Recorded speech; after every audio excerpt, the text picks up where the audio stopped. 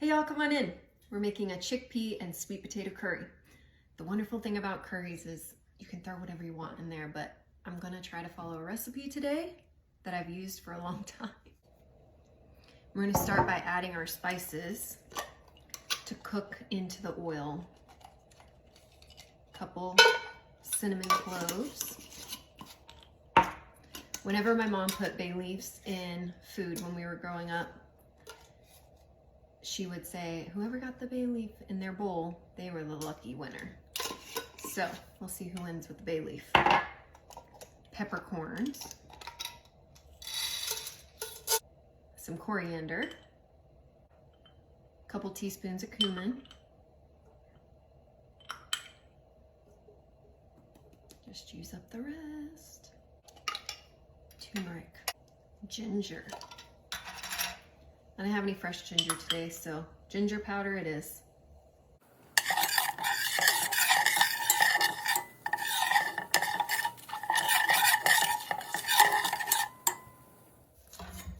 Go ahead and chop up your onion.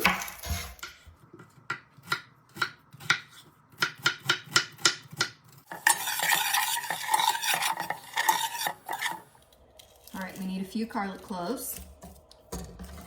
This is how I use my garlic press. I take the end off, smush my garlic to get the outside off. It goes right inside of here.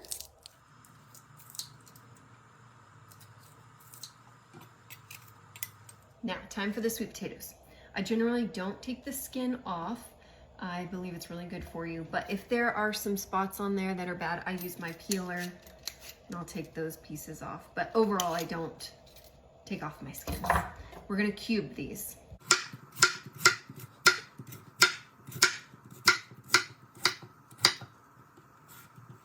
All right, next we're gonna add some diced tomatoes, 2 cans. That's gonna pull up all of the spices that have kind of caramelized on the bottom with the onions. This is how I cut up an jalapeno without gloves.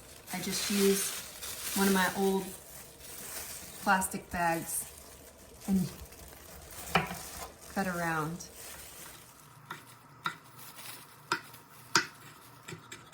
I already pre-cooked my garbanzo beans yesterday because I knew I was going to be making this dish. So it's 6 cups of garbanzo beans and then all of the sweet potatoes that I've already cut up. The recipe calls for peas. I don't have any peas, but I do have these beautiful string beans from the market. So these are the ones where you actually have to peel the piece. Isn't that lovely?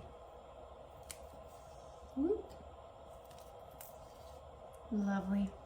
They don't really sell these in the grocery store anymore. It's really only at the farmer's market. They've gotten away from these older varieties. So I was just gonna chop these up and add them to the pot instead of peas this time.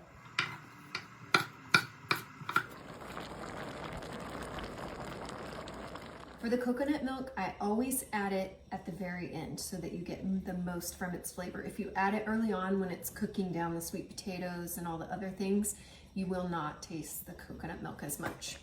The solid part of the coconut milk is going to be on the top. If you try to pour this in, it sometimes makes a huge mess. So usually I break the seal.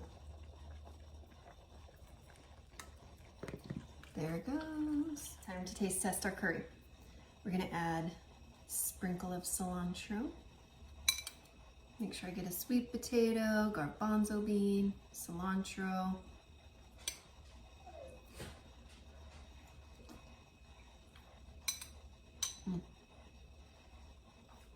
One of my favorite dishes. So delicious and perfect for the fall.